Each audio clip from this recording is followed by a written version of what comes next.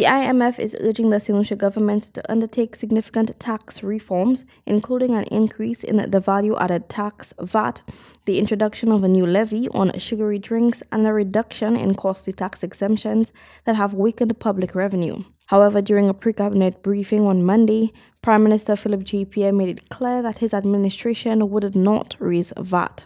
IMF advice is not an order. It's just what it is. It's basically advice.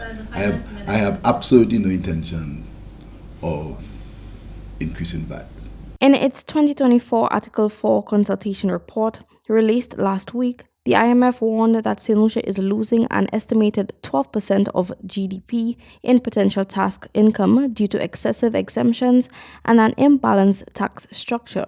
The report emphasized that strategic reforms could boost government revenue by 2.5% of GDP in the coming years. Among its key proposals, the IMF suggested raising Saint Lucia's standard VAT rate from 12.5% and the 10% rate applied to the tourism sector, while also lowering the VAT threshold to bring more businesses into the tax net. The institution argued that these changes, along with stricter limits on tax-free goods, could make VAT the country's most effective revenue stream, potentially adding 2% of GDP in annual collections. Additionally, the IMF recommended new excise taxes on alcohol, tobacco, and sugar-sweetened beverages, citing dual benefits, discouraging harmful consumption while generating funds for public health initiatives.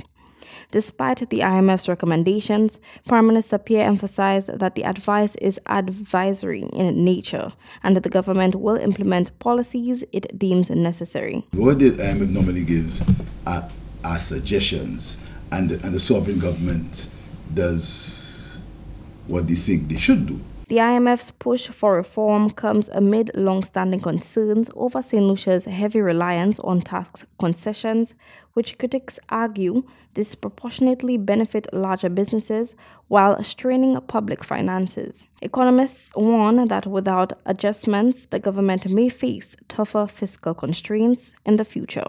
Kayla Edwin, MBC Prime.